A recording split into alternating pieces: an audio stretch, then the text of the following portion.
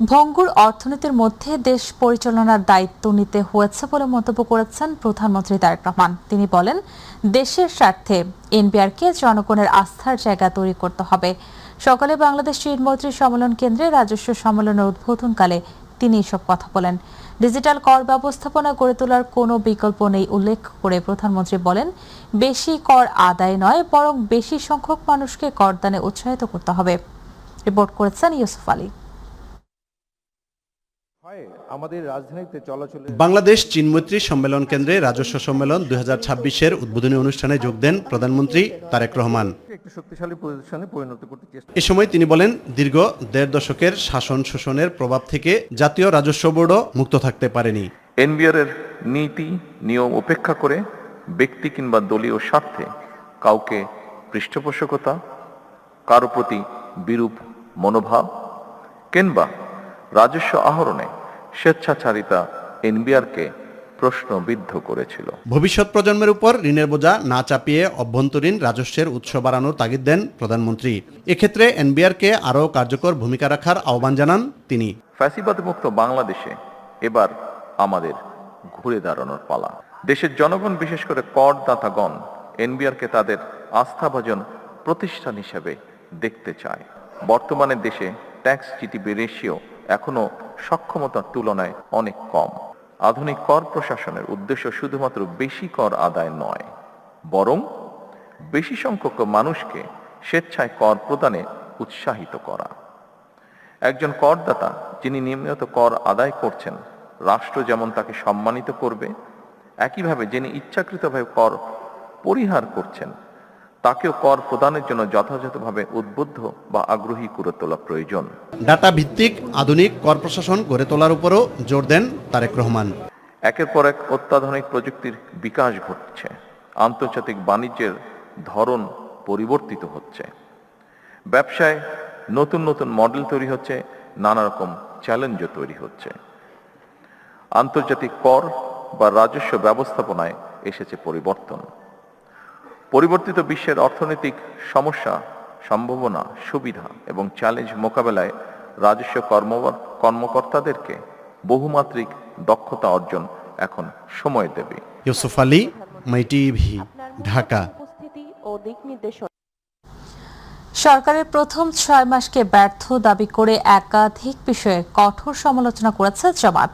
বিকেলের রাজধানীতে জামাতের কেন্দ্রীয় কার্যালয়ে বিএনপির সরকারের 6 মাসের কার্যক্রম মূল্যায়ন এ নিয়ে সংবাদ সম্মেলনে এ অভিযোগ করেন দলের সেক্রেটারি জেনারেল মিয়া গোলাম পরোয়ার। ব্রিফিংয়ে তিনি ফ্যাসিবাদ প্রতিষ্ঠায় সংবিধান সংস্কারে সরকারের অনীহা, গ্যাস বিদ্যুৎ সংকট এবং সরকারি প্রতিষ্ঠানগুলোতে দলীয়করণের অভিযোগ তোলেন। এ বিষয়ে আরও থাকছে সাদিয়া হক মই রিপোর্টে।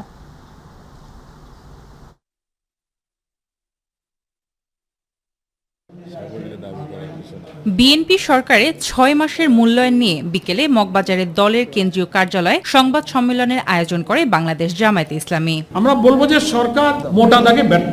সম্মেলনে মুখপাত্র হিসেবে জামায়াতের সেক্রেটারি জেনারেল মিয়া গোলাম পরোয়ার বলেন, বিএনপি তাদের নির্বাচনী ইশতেহারের 31 দফা লঙ্ঘন করেছে। সেই সাথে গণভোটের রায় এবং জুলাই সনদ বাস্তবায়নে অনীহা, আইন শৃঙ্খলা পরিস্থিতির চরম অবনতি এবং রাষ্ট্রীয় প্রতিষ্ঠানের দলীয়করণ সহ সব ক্ষেত্রেই ব্যর্থ হয়েছে। বিএনপির মহাসচিবকে প্রশ্ন করা হলে উনি বলেছেন যে সরকারে আমরা আছি তো আমাদের লোক দেবো না তো কাদের লোক দেবো।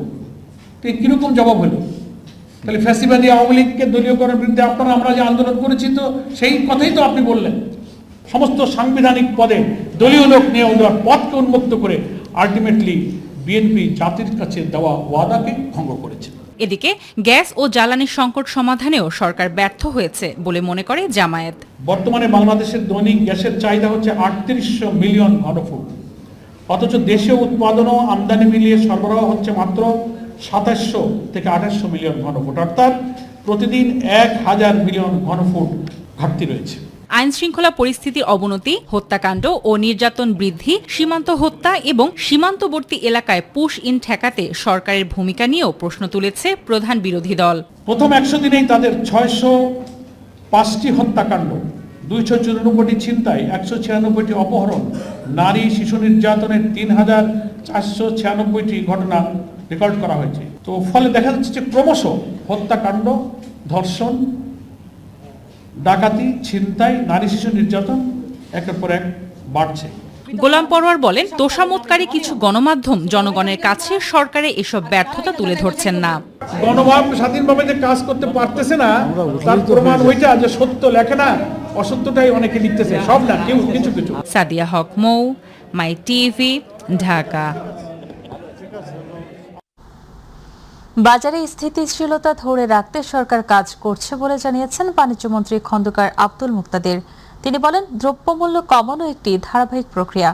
দায়িত্ব গ্রহণের 6 মাসের মধ্যে দৃশ্যমান ফলাফল পাওয়া যাবে এমন প্রত্যাশা বাস্তবসম্মত নয়। আর বর্ষা মৌসুমে উৎপাদন খরচ বেশি হওয়ায় কৃষি পণ্যের দাম বেশি বলে জানিয়েছেন কৃষিমন্ত্রী মোহাম্মদ আমিনুর রশিদ। তিনি জানান, দেশের সারের কোনো সংকট নেই, সংকটের প্রচারণা পরিকল্পিত ষড়যন্ত্র অংশ। সচিবালয়ে আলাদা অনুষ্ঠানে এসব কথা বলেন তারা। আর জানছেন রাকিব হাসান।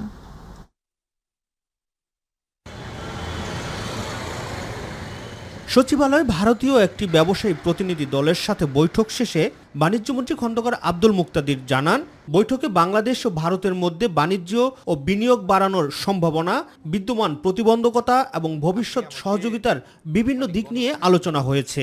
ইনফ্রাস্ট্রাকচারের ক্ষেত্রে কিভাবে ভারতীয় বিনিয়োগকারীদের সম্পৃক্ত করা যায় বা ফিন্যান্স আনা যায়, সেই বিষয় নিয়ে ভারতীয় ব্যবসায়ীরা দুটো টাস্ক ফোর্সের প্রস্তাব দিয়েছেন। এ সময় দ্রব্যমূল্য নিয়ে সাংবাদিকদের প্রশ্নের জবাবে তিনি জানান, সরকার বাজার স্থিতিশীলতা ধরে রাখতে সক্ষম হয়েছে, তবে দ্রব্যমূল্য কমানোর জন্য একাধিক বিষয়ে কাজ করতে হবে বলেও জানান তিনি।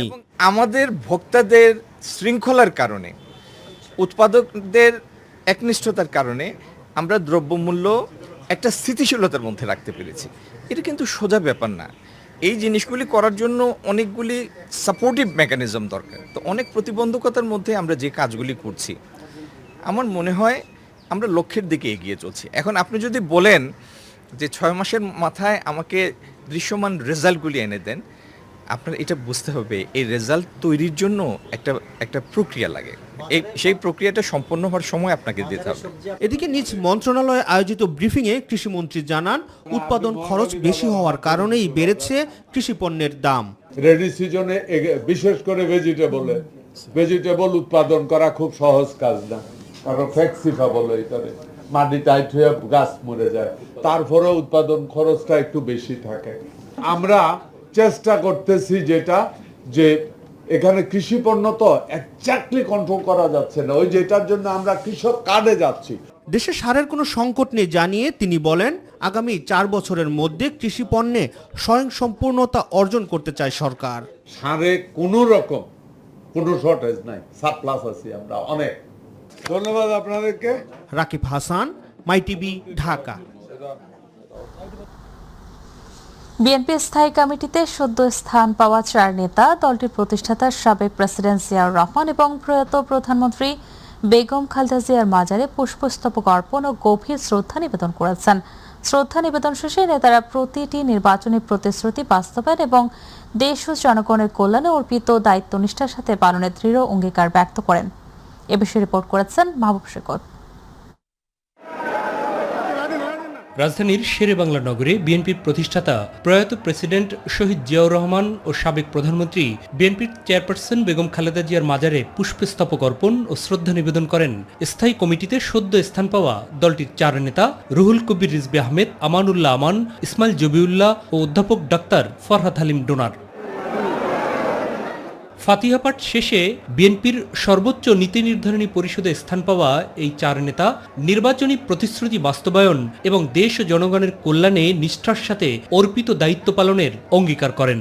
আমরা আমাদের কাজের মধ্যে প্রমাণ দিব, চেষ্টা করব ওরা যে কর্মসূচিগুলো আছে সেটা সঠিকভাবে বাস্তবায়ন করার জন্য। আমরা সবাই যদি ঐক্যবদ্ধ থাকি জাতির এই ক্রুশিয়াল মুহূর্তে, তাহলে আমরা নিশ্চয়ই ইনশাআল্লাহ আমাদের এই অভিষ্ট লক্ষ্যে পৌঁছাতে পারব। নিষ্ঠা, সততা এবং আন্তরিকতার সঙ্গে যেন এই দায়িত্ব পালন করি, সেই জন্য আপনাদের সকলের সহযোগিতা চাচ্ছি। দলের সাথে জনগণের এবং সরকারের সাথে জনগণের একটি মজবুত সেতু নির্মাণ করাই মূল লক্ষ্য বলেও জানান স্থায়ী কমিটির এই সদস্যরা। দলের সাথে জনগণের ব্রিজ নির্মাণ করব, আমরা সরকারের সাথে জনগণের ব্রিজ নির্মাণ করব। আমরা জনগণকে নিয়ে এই দলকে, এই সরকারকে সহযোগিতার মধ্য দিয়ে, নিষ্ঠার সাথে কর্মকাণ্ড পরিচালনার মধ্য দিয়ে আমরা কাজ করে যাব। পদ বা মর্যাদার বিষয় নয়, স্থায়ী কমিটিতে স্থান পাওয়ার মাধ্যমে জনগণের সেবা করার নতুন সুযোগ তৈরি হয়েছে বলেও মন্তব্য করেন তারা। যে দর্শন দলের, সেই দর্শনকে বুকে ধারণ করেই দলের সর্বোচ্চ নীতি নির্ধারণী ফোরামে আমরা দায়িত্ব পালন করব, যাতে এই দলকে সুসংগঠিত করা যায়, শক্তিশালী করা যায় এবং এটার অগ্রগামিতার জন্য আমরা এই চারজনই ভূমিকা রাখব। সমাধিস্থল প্রাঙ্গণে নেতাকর্মীদের ঢল নামে। মাহবুব সৈকত, মাইটিভি, ঢাকা। জুলাই গণঅভ্যুত্থানকেও কেউ কেউ বাণিজ্যে পরিণত করার চেষ্টা করছে বলে অভিযোগ করেছেন বিপ্লবী ওয়ার্কার্স পার্টির সাধারণ সম্পাদক সাইফুল হক। তিনি বলেছেন, জুলাই আগস্ট গণঅভ্যুত্থানে শহীদদের স্বপ্ন ছিল বৈষম্যহীন গণতান্ত্রিক ও মানবিক রাষ্ট্র প্রতিষ্ঠা করা। এজন্য তারা বুকের তাজা রক্ত দিয়ে নিজেদের জীবন উৎসর্গ করেছেন। তবে জুলাইয়ের দোহাই দিয়ে তরুণ প্রজন্মের একটি অংশের মধ্যেও ক্ষমতার মোহ তৈরি হয়েছে। রাজধানীতে জুলাই শহীদ স্মরণ সভায় প্রধান অতিথির বক্তব্যে তিনি কথা বলেন। অনুষ্ঠানে বিপ্লবী ওয়ার্কার্স পার্টির বহির্শিখা জামালি আকবর এবং হাতির ছেলে থানা বিএনপির আহ্বায়ক আব্দুর রশিদ খান বক্তব্য রাখেন।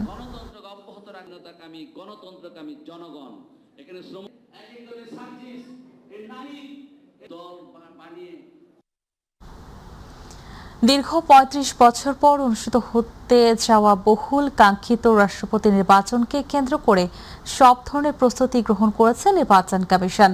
মঙ্গলবার এই নির্বাচনের প্রার্থিতা প্রত্যাহার নির্ধারিত শেষ দিনে কোনো প্রার্থী তাদের মনোনয়নপত্র প্রত্যাহার করেনি বলে নিশ্চিত করেছেন ইসি সচিব আক্তার আহমেদ।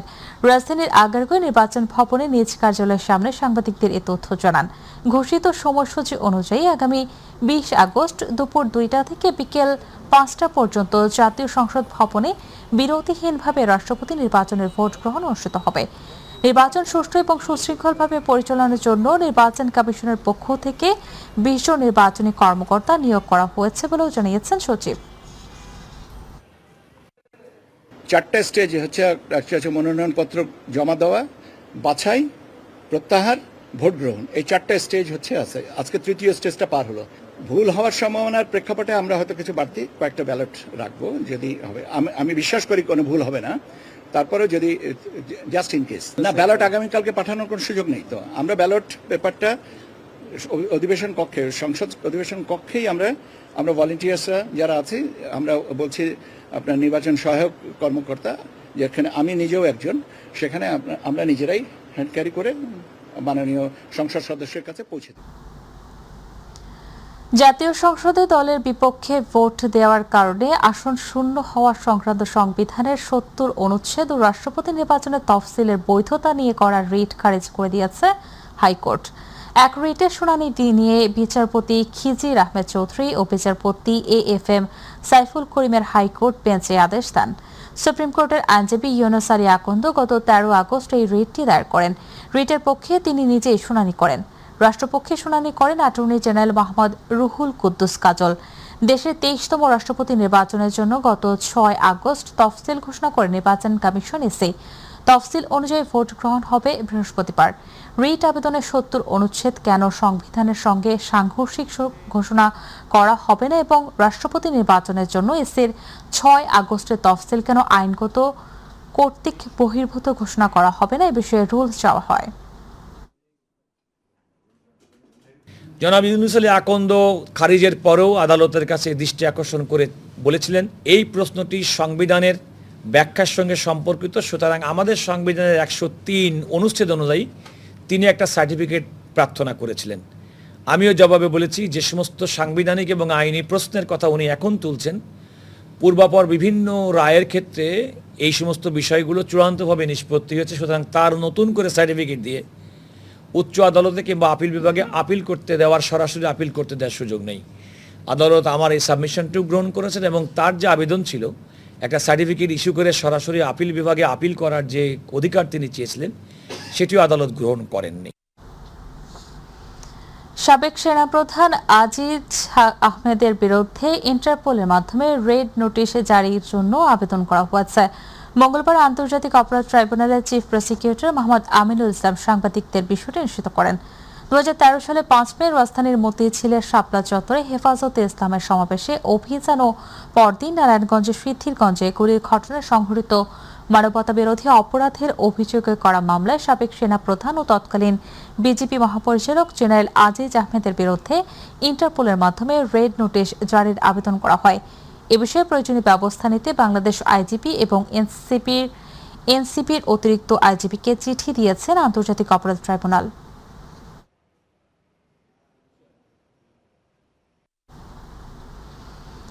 কারা মহাপরিদর্শক ব্রিগেডিয়ার জেনারেল সৈয়দ মোহাম্মদ মোতায়ের হোসেন বলেছেন, কারাগার শুধু বন্দীদের আটক রাখার স্থান নয়, এটি একই সঙ্গে নিরাপত্তা, সংশোধন, মানবিকতা, দক্ষতা উন্নয়ন ও পুনর্বাসনের একটি গুরুত্বপূর্ণ প্রতিষ্ঠান।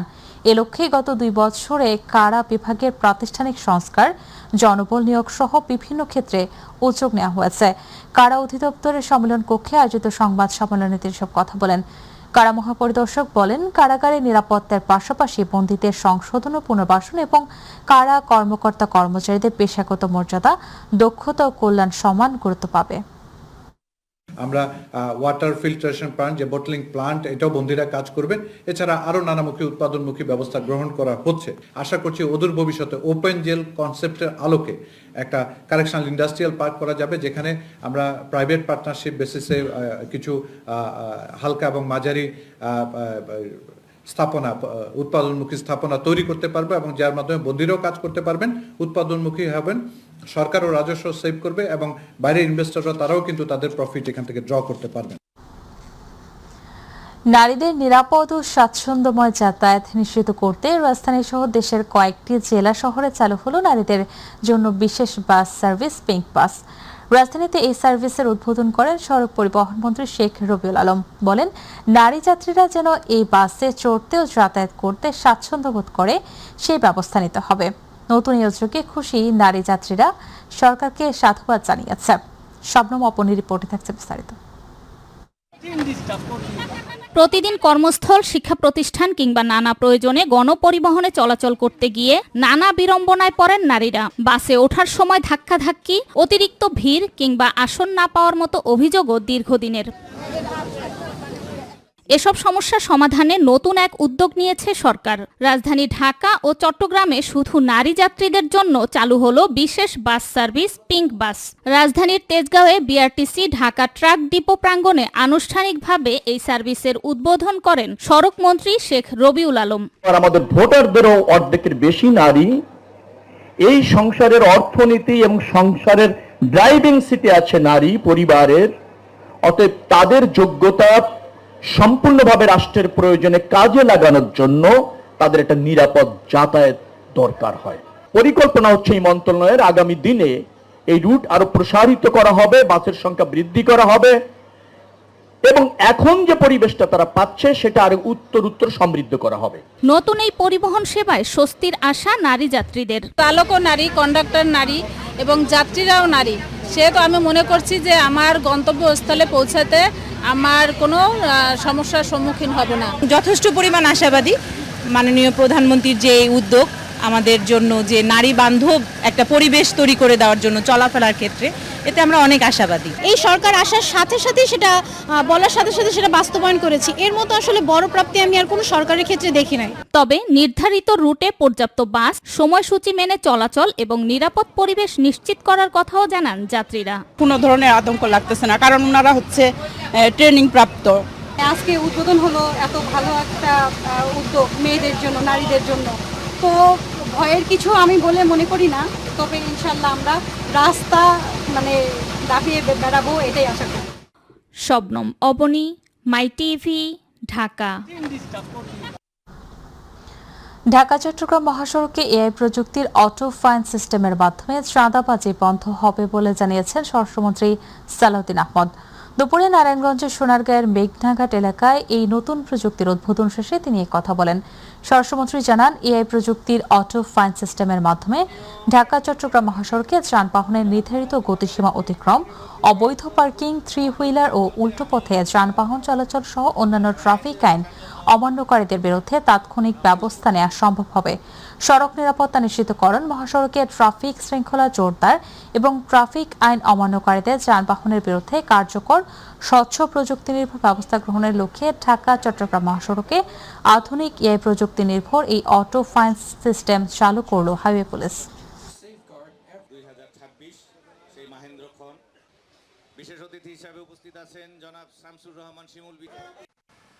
ঢাকা চট্টগ্রাম মহাসড়কের এই ব্যবস্থা চালুর মধ্য দিয়ে কিছু ভুল ত্রুটি যদি ধরা পড়ে সেগুলো সংশোধন করে পর্যায়ক্রমে বাংলাদেশের সকল মহাসড়কে এই ব্যবস্থা চালু করব ইনশাআল্লাহ। আর মহাসড়কে যে চাঁদাবাজি হয় সেটা মালিক পক্ষ থেকে হোক, শ্রমিক ফেডারেশনের পক্ষ থেকে হোক বা পুলিশের পক্ষ থেকে হোক, সব কিছু ক্যামেরায় যেহেতু রেকর্ডেড থাকবে, আশা করি এই প্রবণতাটা কমবে এবং আমি বিশ্বাস করি জনগণের সহযোগিতায় আমরা মহাসড়কে চাঁদাবাজি বন্ধ করতে পারব। চা শ্রমিকদের মাঝে রেইনকোট বিতরণ কার্যক্রমের উদ্বোধন করেছেন প্রধানমন্ত্রী তারেক রহমান। বিকেলে সচিবালয়ের নিজ কার্যালয়ে সিলেট বিভাগের 10 জন চা বাগান শ্রমিকদের এই রেইনকোট তুলে দেন তিনি। সিলেট মৌলভীবাজার ও হবিগঞ্জ জেলার চা বাগান শ্রমিকদের প্রতিকূল আবহাওয়া সুরক্ষা ও নিরাপদ কর্মপরিবেশ নিশ্চিত করতে সমাজ কল্যাণ মন্ত্রণালয়ের উদ্যোগে এই কার্যক্রম গ্রহণ করা হয়েছে বলে জানিয়েছেন সমাজ কল্যাণ মন্ত্রী ডাক্তার এজেড জাহিদ হোসেন। তিনি জানান, এই কর্মসূচির আওতায় বেসরকারি খাতের CSR তহবিলের সহায়তায় প্রাথমিক পর্যায়ে 20,000 চা বাগান শ্রমিকদের এই রেইনকোট বিতরণ করা হয়েছে। পর্যায়ক্রমে সকল চা বাগান শ্রমিকদের রেইনকোট বিতরণ করা হবে বলেও জানান সমাজ কল্যাণমন্ত্রী।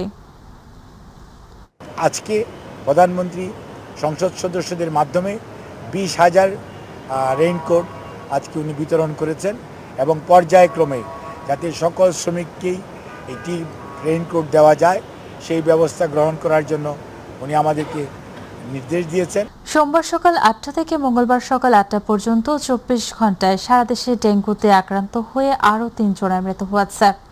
এই সময় হাসপাতালে ভর্তি হয়েছে আরও 753 জন।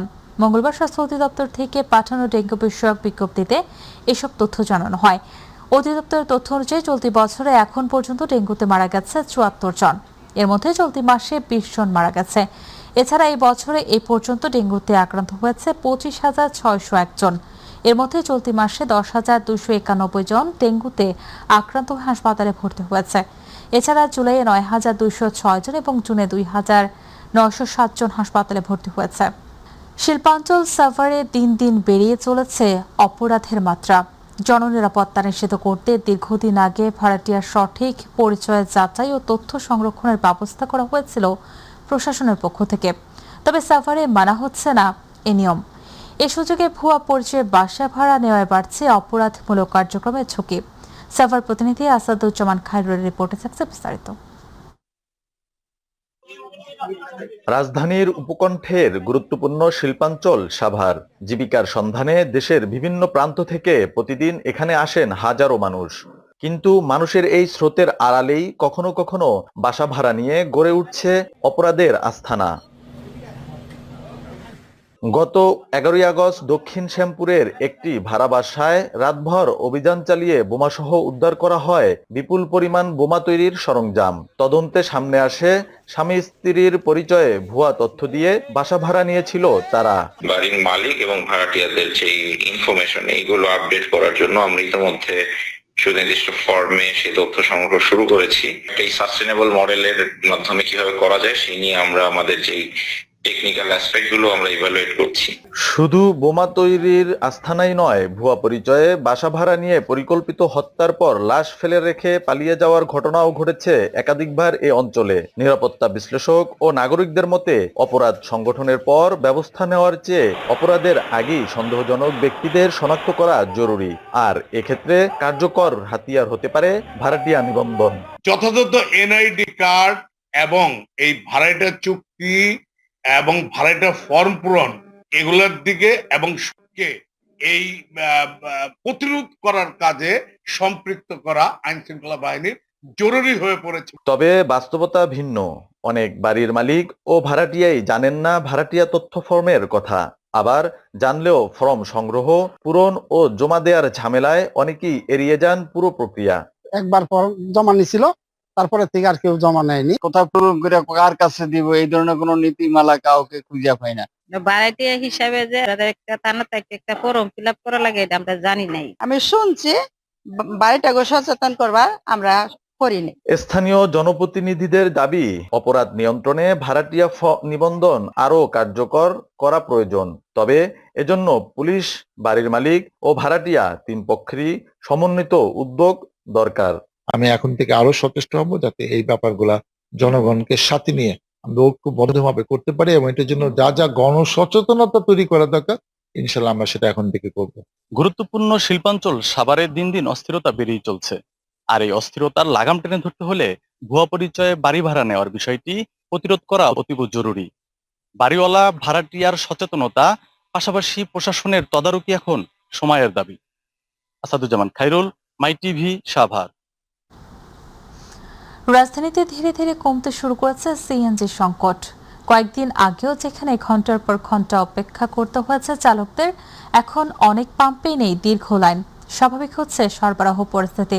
এতে স্বস্তি ফিরেছে সিএনজি অটোরিকশা চালক ও যাত্রীদের মধ্যে। তবে সংকট পুরোপুরি কেটেছে কিনা তা নিয়ে রয়েছে কিছুটা সংশয়। সাদিয়া হক ময়ূর রিপোর্টে থাকছে বিস্তারিত। কয়েকদিন আগেও গ্যাসের জন্য দীর্ঘ লাইনে দাঁড়িয়ে থাকতে হয়েছে চালকদের। অনেক সময় ঘন্টার পর ঘন্টা অপেক্ষা করেও মেলেনি গ্যাস। অনেক সময় সিরিয়ালে থাকতে হয়, গ্যাস নিতে দেরি হয়। অনেক সময় দেখা যায় 3 ঘন্টা বৈশা থেকে 100 টাকা 150 টাকার গ্যাস পাওয়া যায়। কোনো ঠিক নেই, এখন পেসারের উপর আপনার নির্ভর করে যে কত টাকা ঢুকবে। এখন সেই চিত্র অনেকটাই বদলেছে। পাম্পে গাড়ির চাপ কমেছে দীর্ঘ অপেক্ষার সময়ও। ফলে দ্রুত সিএনজি নিয়ে গন্তব্যে ফিরতে পারছেন চালকরা। এখন তো অপেক্ষা করি না, এখন তো 15-20 মিনিট লাগবে। আজকে কম সিরিয়াল, মোটামুটি সব জায়গায় দেখলাম গাবতুলো ক্লিয়ার আছে, কল্যাণপুরে গেছিলাম, কল্যাণপুর ক্লিয়ার আছে। গ্যাস সরবরাহ কিছুটা স্বাভাবিক হওয়ায় ধীরে ধীরে কমছে রাস্তার উপর লাইনে দাঁড়িয়ে থাকা সিএনজি ও গাড়ির চাপ, এমনটাই বলছেন পাম্প কর্তৃপক্ষ। গত রাত্রি থেকে আপনার গ্যাসটা আসতেছে, এলএনজি শিফট করে আসছে, তো এই কারণে ওনারাও ছাড়ছে আমাদের লাইনে, আমরা ওখানে গ্যাস এই লাইনে থেকে আমরা দিচ্ছি। তবে চালকদের দাবি সাময়িক স্বস্তি নয়, প্রয়োজন দীর্ঘস্থায়ী সমাধান। গ্যাস বন্ধ নয়, গ্যাস পাচ্ছি কম, সরবরাহ নাই। তো আমরা চাই যে এদেশের যে সাধারণ জনগণের উপরে একটা শান্তি আসুক বা স্বস্তি আসুক, এবং আমাদের তেল গ্যাস সংকটটা নিরাময় করুক সরকারে। সাদিয়া হক মৌ, মাই টিভি, ঢাকা। ব্রাহ্মণবাড়িয়া শহরের কালীবাড়ি মোড় থেকে দক্ষিণ পৈরতলা পর্যন্ত প্রায় 1.8 কিলোমিটার সড়ক এখন দুর্ভোগের কারণ।